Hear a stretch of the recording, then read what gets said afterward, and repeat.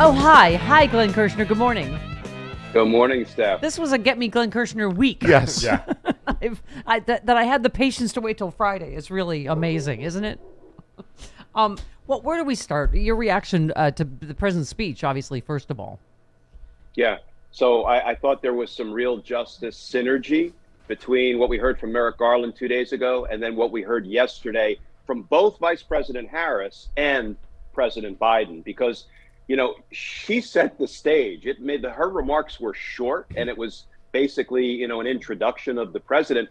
But when you come out and you bundle together three dates, like December 7th, 1941, September 11th, 2001, and January 6th, 2021, she didn't have to say what they were. We knew what they were: Pearl Harbor, attack on the World Trade Center and the Pentagon, and the insurrection. But, you know, one of these things is not like the others, because two were attacks from without launched by a foreign enemy, and the third was an attack from within launched by a defeated president trying to unconstitutionally cling to power. And that's what makes it the most serious of them all. So she set the stage for Joe Biden, who then came out and just MF'd the former guy up and down based on the facts. And he was, you know, I think well within his right to do it. He was breathing fire. And then he said, and I quote, "This was an armed insurrection." Well, guess what, Steph? As we've discussed before, we've got a cure for that in this big blue book of federal laws, the United States Code, inciting an insurrection. There was no mistaking what Joe Biden was announcing by saying this was an armed insurrection. Glenn, you know, I look to you. I obviously, you know, when Merrick Garland gave a speech, as you know, there's people on two sides. I know Lawrence Tribe is very, you know, impatient, but, you know, you and Neil Katyal and Joyce Vance and Barb McQuaid all seem very heartened by, you know, all the people that we look to for our, you know, our legal leading lights in the country, like you. There were a few things you tweeted. You said, AG Garland signals DOJ will hold powerless and powerful accountable, whether they were at the Capitol on 1/6 or not. I know you thought that was key. You said, I agree with Barb McQuaid. AG Garland also said the DOJ will hold accountable all 1/6 perpetrators on any level, and he clearly signaled there will only be one set of norms governing treatment of the powerless and the powerful alike. And you just said, I'm considerably reassured by AG Garland's statement today, 2022 will be the year of accountability. Because, of course, the impatient would say he said all the right things. Is he going to do them? So tell us why you're feeling the way you are. So the fact that he said the right things is a clear signal that behind the scenes, the Department of Justice is doing the right things. I mean, he's not going to make those promises. And let's be clear, and we're going to hold him, we're going to hold his feet to the fire. Those three things he said were promises to the American people. I will hold them accountable at any level: small fish, medium fish, big fish. I will hold them accountable whether they were at the Capitol or not. And they're doing a pretty good job. We can quibble with some of the lenient sentences, but they're doing a pretty good job holding accountable the folks who were at the Capitol, hundreds and hundreds and hundreds of them. You know, Donald Trump's foot soldiers of the insurrection. They're the lower level of the criminal ladder. They're the small fish. But you know what? The people who were, you know, enjoying the cushy environs of the Willard Hotel, plotting democracy's demise, like Giuliani and Bannon and the rest of them, the lawyers writing treasonous letters and memos like Jeffrey Clark, John Eastman, and the rest of them, they will be held accountable too. There's no mistaking that that is what Merrick Garland said. That's a promise to the American people. And then when Joe Biden follows it up, Steph, with "this was an armed insurrection," there's just a synergy there. Mm-hmm. Those are signals of things to come. Now, nothing could have appeased some people short of Donald Trump being paraded across the DOJ stage in handcuffs. That's but me. We all That's knew me. That's we me. weren't going to get that. Yeah. Okay, that's me. I'm the head of the Veruca Salts. But you're the one that talks me down. You're the one that always grabs the elastic on my underwear when I'm almost off the ledge. Just pulls me back.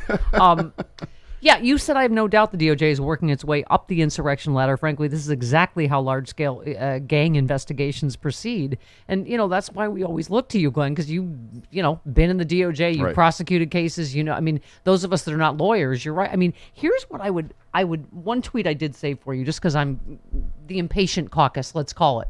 Because you said, A.G. Garland said the lessons of Watergate teach us that there must not be different rules for the powerful and the powerless. Given the bottom-up nature of criminal investigations, the relatively powerless, Trump's foot soldiers, are being held accountable. Next up, the powerful. Sherry Jacobus, so I'm sure you know, she said Watergate took 900 days is not an excuse for Garland's inaction on any and all of Trump's crimes, including obstruction of justice. In the Mueller report, less technology. So she was talking about back in the Watergate era. She said top TV shows, All in the Family, Sanford and Son, Chico and the Man, so shut up about Watergate. I would say I get her point that Watergate, as Jill Wine-Banks has told us, was secret. We caught him because we found the tape, right? Whereas what she's saying, different crime, less technology, meaning this is all out in the open. Trump did this all in the open. This is all on tape. This is all on tape.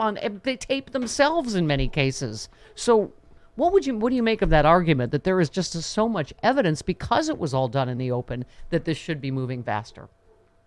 It's a good argument. And as much as I continue to see the glass as half full, yet I always am thirsty for some reason, I do think what they're doing is, unfortunately, the standard way that we investigate and prosecute large-scale gang cases, conspiracy cases, and RICO cases. And she's right. This is not business as usual. This is right out there in the open. We know what these people did. We know how seditious, how treasonous it was, and democracy hangs in the balance. So how about we maybe try a somewhat different investigative approach?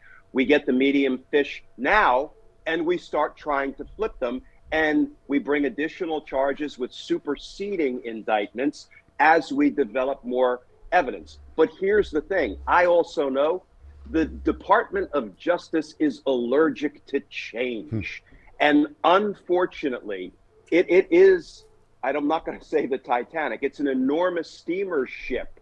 And getting it to change investigative course based on a dramatically different crime or series of crimes is really hard. But to get the big fish held accountable in Watergate, it took about 2.5 years when all was said and done. Right. So I know the parallels aren't perfect. There are certainly some parallels, right? We got the burglars fairly early on. They were the low fish. They were the powerless. We're getting the foot soldiers of the insurrection held accountable early on. They're the small fish. They're the powerless.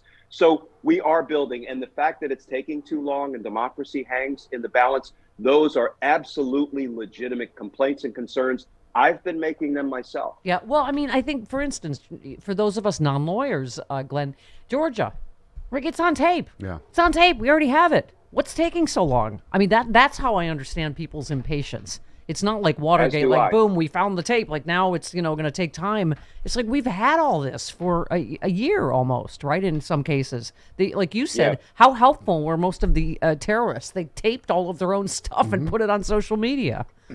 I agree. But the flip side of it is when you are trying to take down a former president of the United States, you're probably going to be hyper cautious, right? I don't think that's an excuse. It's not an answer that satisfies me because I'm more interested in protecting the community and our democracy than I am dotting every I and crossing every T. That's just my nature.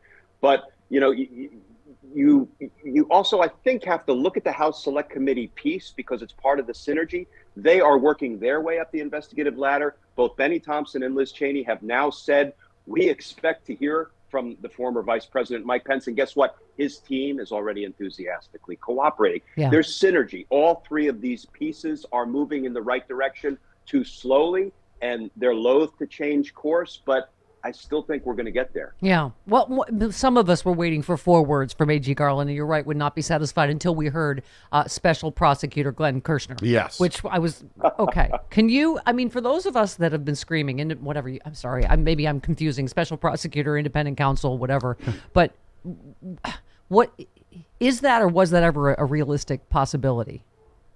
So, yeah, independent counsel, which would have been ideal, is no longer an option because the independent counsel laws lapsed years ago. They've never been re-upped. Special counsel is still an option, but here's the thing. Special counsel is still under the command and control of the Department of Justice. DOJ. So the best thing about a special counsel is, one, he or she would be kind of unconstrained largely and could just try to wrap his or her arms around the entire shebang, the whole seditious conspiracy. And if the special counsel decided not to bring charges, there are reporting requirements. There's transparency. So we would get to know why those decisions were made. But it's still under the control of the attorney general, or it could be delegated to the deputy attorney general. So it only accomplishes but so much. Our Department of Justice can do it as long as it has the determination to do it. I was going to your tweet. I'm so envious of the prosecutor who will ultimately be the first to argue Trump's guilt to a jury, because that day is coming. Just sent a little thrill up my leg, but that's why I was waiting for special prosecutor going, okay, because I think it's such a it's the biggest, investigation in our history. That's why it seems like we need all the tools we can get, or all the help we can get. Yeah.